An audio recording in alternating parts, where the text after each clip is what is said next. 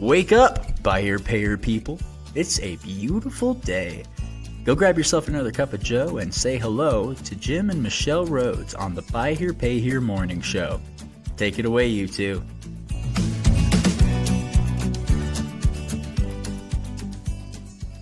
Hey, Hello, hey, and good everybody. morning. Happy Friday. Yeah. It Happy happened Friday. again. Another week has mostly gone. Again. It seems like It happens every week. Yeah. It does. There are times that it just feels like it goes a lot faster. And when Yeah. there's an awful lot to do, it's like by the time I hit the pillow for Yeah. bed, I'm thinking, crap. Yeah. It felt like we just did this Wednesday. Like it seemed like it was just yesterday, but it was day before yesterday. Yeah. Anyway, it's been a good week. We've had some extra stuff happening. Of course, people know we're moving, in the process of relocating and getting all set up in the new place. And so last night hosted a V8 meeting, and that's part of what our conversation today is about. It's kind of ongoing conversations around charge-offs and this and that. So how things are looking for collective of dealers. And our group last night, this was the first meeting of the month of November. And this is dealers that are from 100 to 500 accounts. So, pretty representative of common buy here, pay here structure and kind of status, if you will. And many in the group had been, I think 4 of the members that were in the meeting last night had attended the forum. And we're really enthusiastic. So it was really great. They had some walk-up attendance, and so they're pretty good, good attendance by their count, and really rich content. So people were pleased and saying, those of you who didn't go, make sure you get there next time. Yeah. So, right. Yep. Well, it sounds like it's grown and has become richer from last year. Well, last year was the first year that they did the dealer forum as the structure for the event. Before that, wasn't it? I thought this was the second year. They might have. No, this is the second year. But no, I thought this was I thought they did it twice before. I don't think it matters. Okay. But they're getting into a routine where they have to, like, I call them table captains, but I don't know if they call it just a moderator at a table on a particular topic.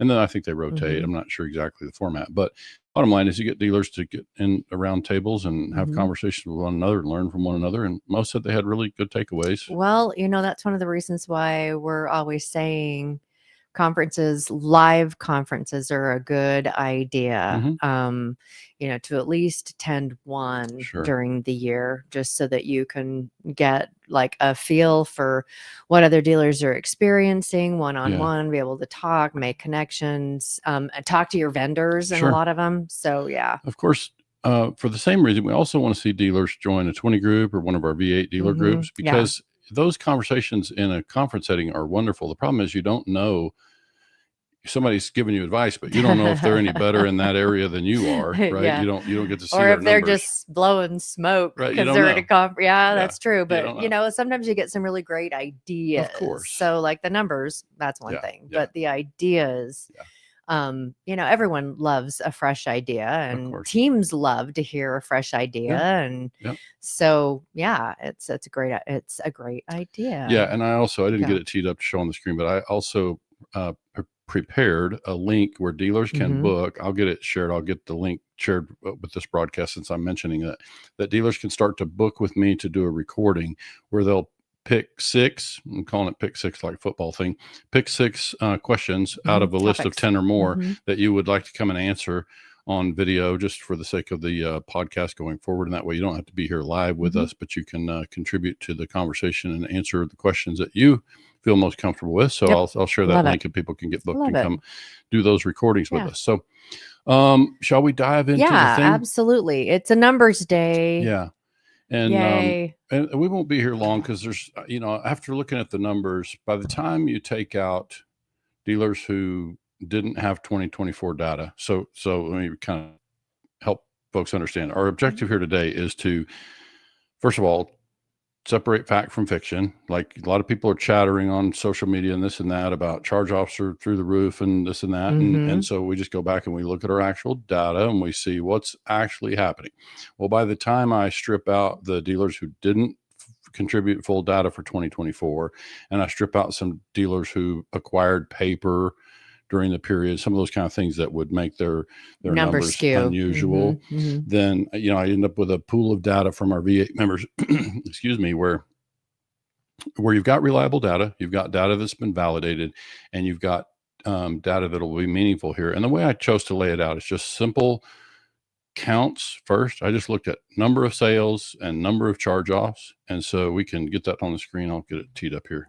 That document, hopefully you can see it well enough. All right. Those of you who are listening to the audio only, please go to our YouTube channel and you can see the actual numbers or just kind of listen along. Of course. Take notes. You can always email Jim at White and I'll email this actual slide to you. But it's just a single slide, and all it lists is volume for 2024 versus volume for 2025, and then charge-off count 2024 versus 25, and then at the bottom it has interest coverage. I also did net sales, which net sales is just the difference between the buy here, pay here. I'm sorry, the sales volume and the charge-off count. So I'm going to put this ticker on the screen while we go through this, Michelle, just to let everybody know. Data is October 2025 year to date versus October 2024 year to date, right? So it's just basically looking at a 10-month period. So it's a good pool of data, right? It's a broad enough pool of data, 10 months of the year stacked over the prior month, the prior same period. And so what it shows is this validated data, which makes, people can start saying numbers, but you know, it's like these are numbers best recollection when you're live, but these are all validated. These are numbers that we confirm. They send in matching or send reports to confirm the data that's being presented. So so what we did is for those not seeing the screen, we've got a column for high, low, and average. We'll focus mostly on the average today. So let's just get to it. On the sales volume for 2025 versus 24, the average was only off by 0.5%. We're 0.5% lower than 2024 in this group. So we're pretty much so par for actual sales volume for the dealers that are this is an aggregate too. So. Yep. And then the charge-off count was actually up by 17%, so almost 18. So it's up, but that's and that's obviously a big number to many. I depending on the size of their portfolio, that can be just incredibly big. And I made a note over on the side over there is what percentage of the dealers saw an increase. And so we didn't talk about it in sales, but in sales, 38% of the dealers actually experienced an increase in sales in 25 over 24. And half of them experienced higher charge-offs. So I think you could say the other half of the group did not experience an increase in charge-offs. So I think we got to just remember that when we say charge-offs are way up, you have to just say not for everybody. But you know, put a little asterisk in there. That's something that I see on social all the time is that someone will ask a question and people inherently latch on to negative news. Okay. And so it's like, no, it's worse for, this is just kind of, it's awful. And you hear just everyone wants to pipe in that it's awful most of the time, because it's like people like to commiserate on those kind of things. If you're perusing social media and someone is saying, hey, it's lower, and you're like, they're full of crap. I've been just fine. You're not as likely to leave a note in there as someone that says, oh my gosh, you're right. Sure. So when I see these things happen, and I just think it's human nature. When I see these things, people, when they're having a bad experience, love to commiserate. They love, other people like to kind of jump on that bandwagon. And so when you see all this negative stuff, there is negative, but it's not hitting across the board like it's perceived to be. If you're a new dealer and you're down a little bit and you're seeing this, it's like, oh my gosh, the sky is falling. Right. It's not. Yeah. And I did look at this. This pool has got many states represented. It's also got dealers from our portfolio size of 500 to 2,000. So that first line sales average, volume. Yeah. And I didn't want to show the actual numbers intentionally because you have to understand the volume varies. Like you've got dealers in there that did 100 cars in 10 months, and then you've got some that did 800 sales in 10 months. So so that's why I just focused on the percentages of change for each of those individually, and that's how we ended up with it's the sales volume again, only a 0.5% decrease, and then in the charge off count 17.6% increase in charge offs. So 17% saw an increase. 17%. Yeah. Okay. Right. Okay. Yeah. All right. And then, so the net sales number, so let's put that on the screen, that definition. I got it. It just says that net sales definition. This is just my own definition. I've always called it net sales. It's just looking at how many did we sell versus how many did we charge off in the same period. Because granted, you got payoffs to think about there too, but that's generally representative of how much our portfolio might have increased, right? In terms of number of accounts, which is going to translate into pay or cash flow and so on. So just try to look at net sales, and net sales, when you factor in the repo, increase, net sales were down by 11.2% on average. So dealers netted, fewer sales as a result of the increase in charge off. And then we get to interest coverage, which is, I just picked one, and I thought if there's any one number, we talked about this in our meeting last night with this group and looked at everybody's individual numbers, and it's really interesting. So let's back up. Let's remember that I have on the screen. The definition is interest collected in the period minus the net charge-offs in the period. So we know as a finance company, that's why we charge a higher interest rate, because we anticipate higher losses, and so this interest coverage is really meant to calculate. Do we bring in enough interest to cover our net losses? And if we don't, we might need to make some adjustments. It might be an indication we've got a charge-off problem. We may be able to pass along some interest savings to our customers because our underwriting is effective enough, apparently, that we don't have as high a charge-off. Maybe all these are things that you could deduce maybe from looking at this interest coverage. But you can see that interest coverage for our dealers actually averaged an 18% increase. So their interest collected in the period versus the net charge-offs in the period in 25 was actually up 18% with this group. So it's an indication that portfolios are not as shaky as you might quickly surmise, right? I mean, I think yes, I agree. I think that there's uncertainty right now, and so a lot of people latching on to the negative side of this. I mean, there's a lot of uncertainty around capital. There's around car prices that we were just squirrel. We were just talking about how all the tricolor cars are going to be hitting the auction houses, right. And it's hundreds and thousands of cars, and that are going to be hitting the auctions, and so it's kind of like that'll be interesting to see what that does to prices. Will prices drop drastically? Will they maintain their whatever it is? Interesting, very interesting. So when you're looking at the interest coverage and the charge off,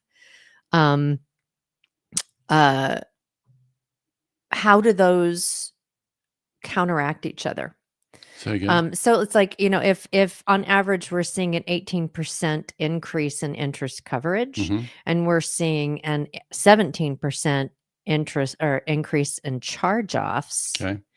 So that really does the way I'm looking at it is like, that's almost canceling it out. I'm glad you brought that up, because I needed to explain that I put on there that I looked at the charge-off count just to keep it simple. So when you get in charge-offs, if you're doing deeper analysis, you would look at both frequency, which would be the number, and then you would look. So this is not dollars. That's right. So that's why I put units. Count up there, charge-off count. Gotcha. Whereas interest coverage down there at the bottom is based on dollars. So that gets into what they call It would be interesting Not to see frequencies. the actual numbers, dollar amounts and charge-offs Yeah. versus the interest coverage, and see, Okay. where because that to me would be like, that could be canceling if you're collecting better interest, Mhm. and it's counteracting that. That's a good That point. I think makes a it's worth difference. noting here that, Mhm. and again, for the folks not seeing the screen, the percentage of dealers that have seen an increase in this pool, that Mhm. have seen an increase in their interest coverage this year, year to date, is 63%. So, so based on what they call Yeah. severity, the Uh-huh. dollars of the charge off, which would be net of repo Mhm. recoveries, right? Mhm. So with this particular pool, that 63% of them saw their interest coverage get better. So it's like, it's not all bad news. What attributes to that increase, or Um, yeah, well, it's going to be a combination of things. contributes It's to going that to be, increase? yeah, it's obviously interest collected is going to be, we're collecting well if we're getting interest in the bank, right? Because Okay. interest is only Is it about calculated. raising interest rates, or is it just about better collection? It's better collections. Very Okay, few of the gotcha. dealers, I don't know that Mhm. any of the dealers in this pool have made any changes to their interest rate during this Okay. 2-year period, roughly we're All looking right. at. So in this case, they're just collecting well. They're banking interest, Mm-hmm. and they are recovering repos apparently well, because this would be net of, Mm-hmm. the charge off is a net number. So it allows for the repo recoveries coming back in. So the repo recoveries must be coming in good value, which is mostly what we're hearing. Dealers are seeing a lot more voluntary turn-ins, people giving Mm-hmm. up on the cars and this and that. But that means the cars are coming back, that aren't wrecked and that don't have blown motors and all that kind Yeah. of stuff that dealers deal with a Yeah. lot. So We see pictures of that, but yeah, that's not the norm yeah. of cars coming back. So, I was reading the article. We talked about the Primal End bankruptcy. Mhm. And one of the things that contributed to them needing to do that was that they've cited in, I forgot which newspaper article that it was from, but they cited how one of the reasons why they needed to do this was because of COVID car prices. Yeah. And so, I mean, God, how long has it been since the COVID spike? 5. Well, it would have started late 20, I think, is the way I Okay. remember. So we're not Excuse me. seeing, for most of the dealers that are out there, you've already seen all of those cars that you bought at a high cycle out. Mhm. They're gone Yeah. now. So they're no longer part of your portfolio for the most part. Right. Yeah. So, how long did it take for prices to start going down? Some would say they haven't gone down yet. I mean, At all? well, it gets tricky, because are you talking about percentage of where it was, or are you talking Mhm. about Well, the relative? reason why I'm saying is because there was this period of time, this is Mhm. from the article, where prices were so high and then they decreased in value. So when things came in, they no longer met that threshold of having value. They had a higher amount owed than what the value of the car was, because car prices had dropped. Did what I just say make sense? Yes, and I Mhm. think that I'd just be interested to see the raw data Okay. myself, in order to see what people are concluding, because I think any one of us has been around this business very long. In Mhm. 2020, I probably said it. We probably have it on some of my recordings on YouTube way Mhm. back. It's like, when car prices jumped a lot, think about Mhm. what was happening. Dealers buying a 10-year-old Honda Accord with 120,000 miles, Mhm. and they were paying X. And Mhm. suddenly, because of COVID, that same car, same profile of car, same age, jumped Mhm. a lot. Well, it's the same car, and the customer's going Yes. to pay the same down payment and the same payment. So we could have guessed that jump to that new number was not permanent. Yeah. So that means it's going to have to correct. Obviously, it only corrects at the pace that supply improves, and all these kind of Mhm. different elements can come to bear. But the reality is, we should have known that car prices were going to. But even if we didn't know that, we had to have known that the customer, because we ran prices up. Dealers had to. They were maintaining their Yeah. margins, and they ran prices up. And so we just, I think there's still some debate about whether we're through the bubble on that COVID thing. And here's why. You said we're through it because we're 5 years in. Well, we are 5 years in. However, a lot of dealers recycle their cars and bring them back in. And that means they assign a value and they run it again. So a car that was high and they bought in COVID is probably still showing a high used car price last year and 24 or whatever. And so it's got to be coming down. So I think you look at that and say, and again, we're dealing with a small pool, but I think it's representative of dealers that we work with in terms of, profiles and sizes of operation, et cetera. So I think for our interest coverage to be up, there's just those three elements. There's the interest that we collect from the customer, and in the same period, the gross amount of charge-off. So what I mean by gross charge-off is the amount the customer owed at the time of the charge-off, irrespective of the repo. And then we adjust for the repo value. And obviously dealers, from one dealer to the next, they may not have the same exact practices. So one dealer may use black book, some may use MMR, some may just put a number on it. But as long as they're consistent, and they were consistent in 24 over 25, and I would say virtually everybody we're working with here, that would be one that I also tossed out of the data pool, because they did make a change in the way that they were booking repos in 25 versus 24, and now their numbers look more like the rest of the group. And so they can better compare themselves to what's really happening. But I think the most significant piece here is that, we just can see that it's not. There's still some more correction coming. Every indication is that used car prices are going to come down. We think that's inevitable, right? That it's going to soften some. But a lot of factors that are beyond anybody's control. What do you think about? I was just watching a highlight of news. We don't have television. I mean, we don't watch television, cable television. And so the news is stuff that we just kind of pick up on. Before I go on to my point, good point. Amount finance has gone up, but downs and payments stayed similar, which would mean more interest collected as better interest coverage. If the contracts are performing, right? You only collect interest if the contract's still paying. So, how do you? One of the highlights of the news is that. And I'm not sure exactly where it's at, but it's either coming down the pipe or something. And I think it's from the big, beautiful bill, where auto loans are now tax deductible. The interest on auto loans are now tax deductible for everybody. It's probably not going to affect because most of our clientele aren't in a tax bracket that they need to use the interest as a tax deduction. Yeah. So, okay. I was wondering if you see that is going to change anything.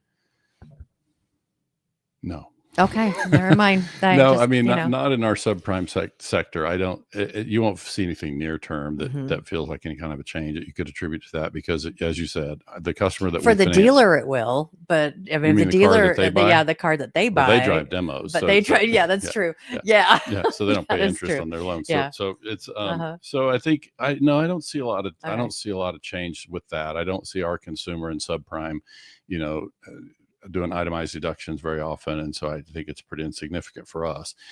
So we'll see how that goes, but no, I don't foresee any kind of shift there. But so just another little spot of the news for those that are listening. I just saw a news release this morning that TSA agents that stuck around during the government closure and that went above and beyond the call of duty will each be getting a $10,000 bonus. Wow. Yes. Wow.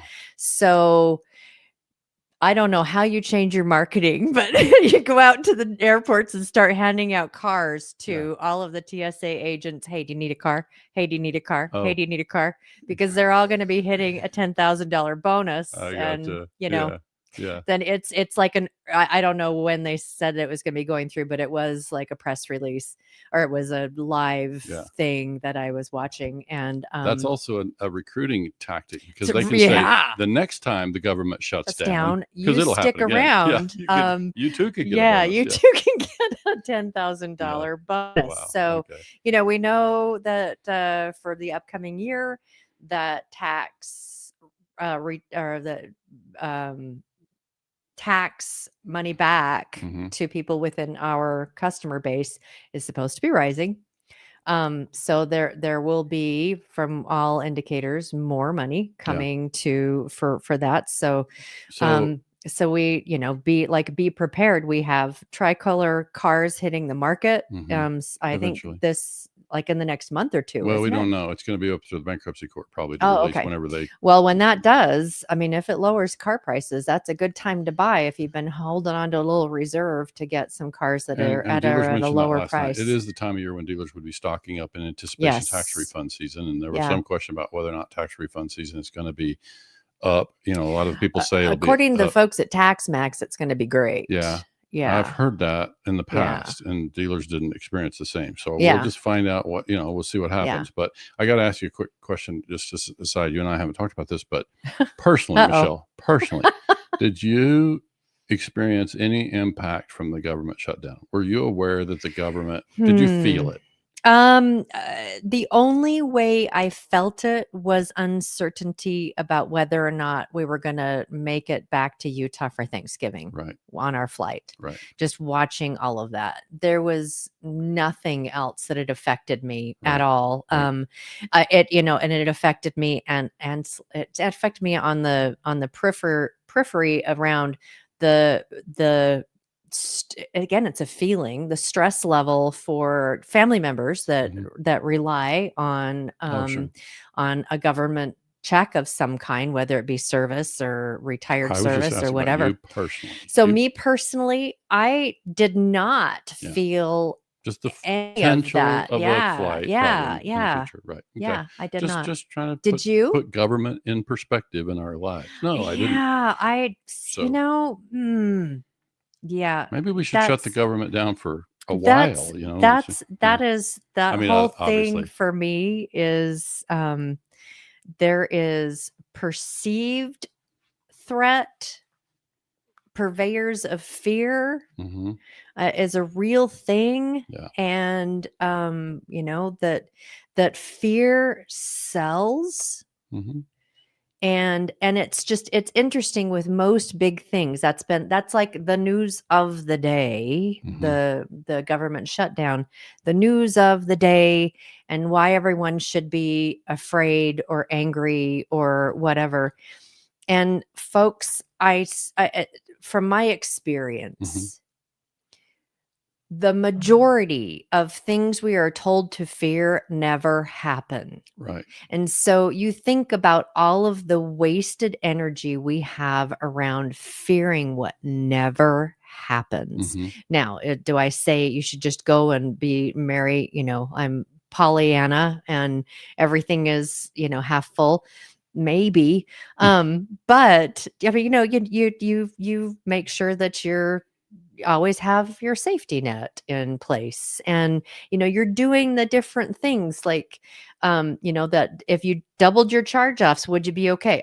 We're good. And then just stop listening to all the rhetoric and all of the hype, and just at least not stop consistently consuming all of the rhetoric and all of the hype. Just avoid overreacting. Like I think we just need to, of course we need to react. We need to be responsive to what we see and anticipating, things relative to competition and this and that. But otherwise I would say, we maybe this is an indication. And like I say, today was just like a lot of days, just present data and let you decide. But the data says, survey says, that charge off for not everybody, is experiencing.